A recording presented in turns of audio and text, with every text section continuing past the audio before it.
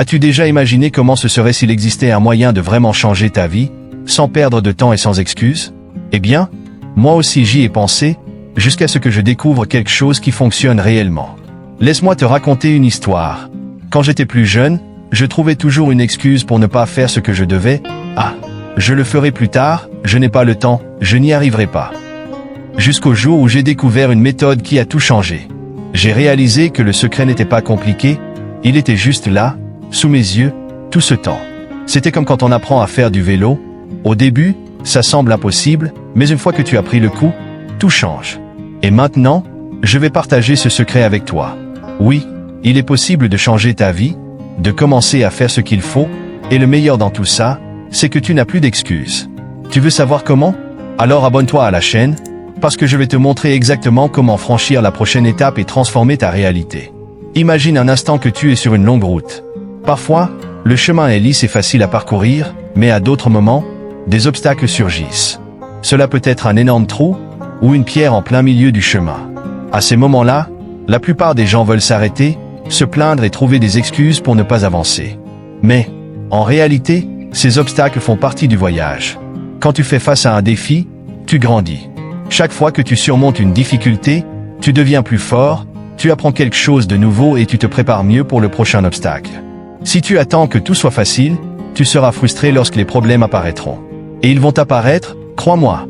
Mais au lieu de te demander pourquoi cela m'arrive-t-il, demande-toi plutôt que puis-je apprendre de cette situation, comment puis-je surmonter ce défi et en sortir plus fort. La vie, dans son essence, est faite de hauts et de bas. Parfois, tu échoueras, mais ce n'est pas la fin. Chaque échec est une leçon déguisée, une opportunité d'ajustement. Et le plus important, tu ne connais l'échec véritable que si tu abandonnes. Si tu continues d'essayer, même quand cela semble impossible, tôt ou tard, tu réussiras. Réfléchis avec moi un instant. Tout le monde rêve d'être libre, non?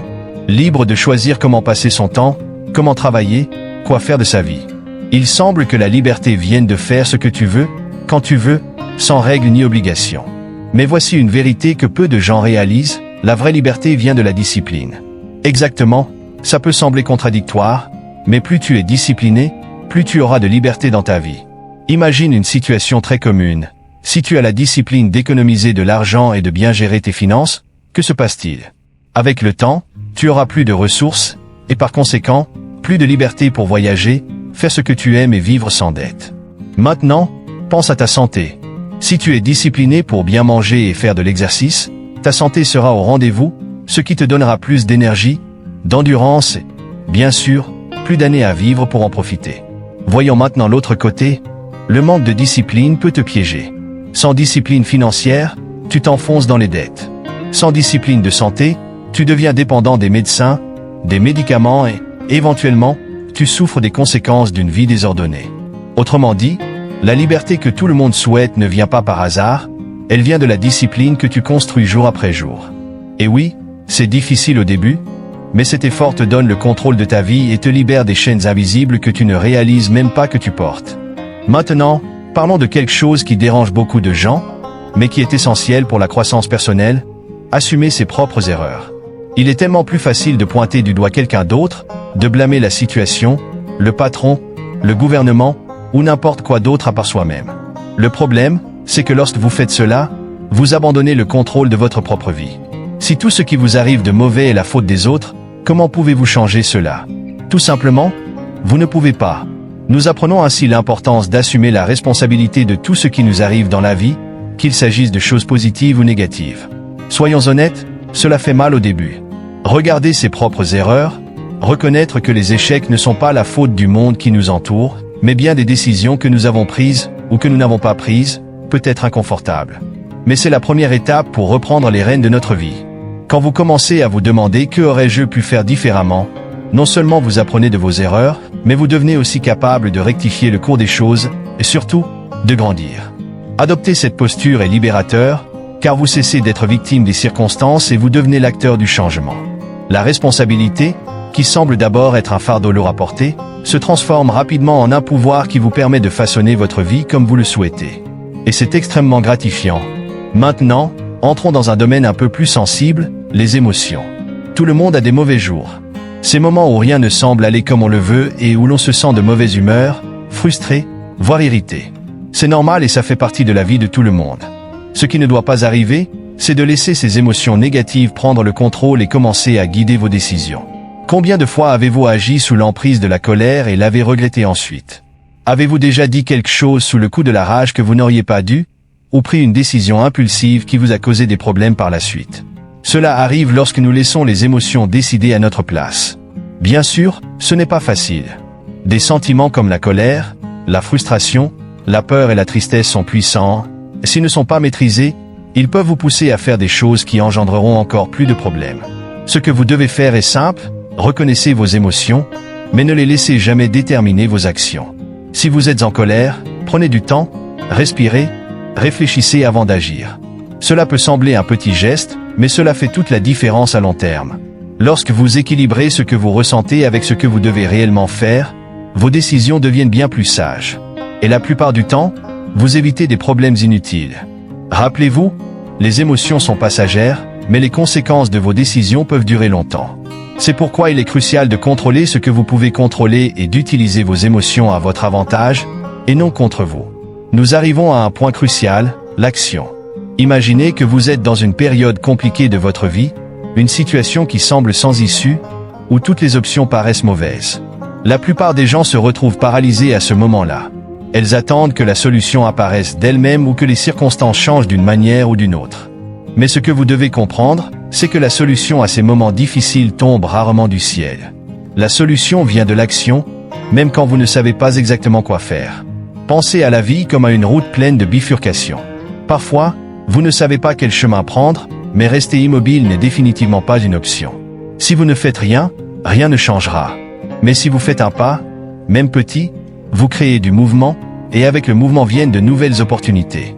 Vous commencez à voir les choses plus clairement, à apprendre du processus et à créer votre propre chemin.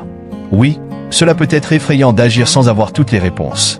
Mais c'est justement cette capacité à agir malgré l'incertitude qui vous permet d'accomplir des choses qui semblent impossibles.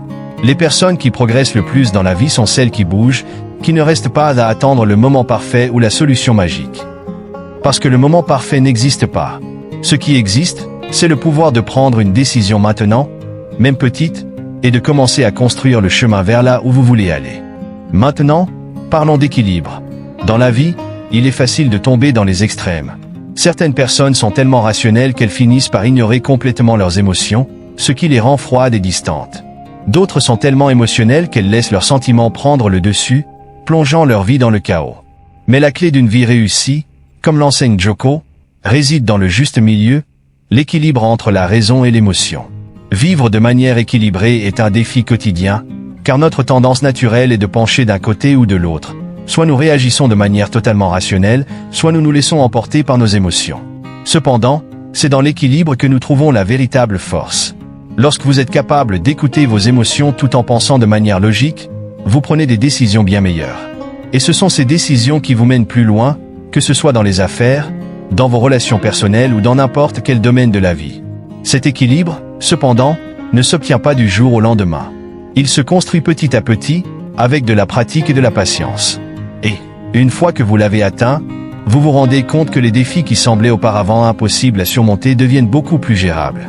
La vie s'organise d'une manière que vous n'auriez jamais imaginée, et soudain, les choses commencent à s'harmoniser. Parce que vous ne réagissez plus de manière impulsive, mais vous agissez de manière équilibrée et réfléchie.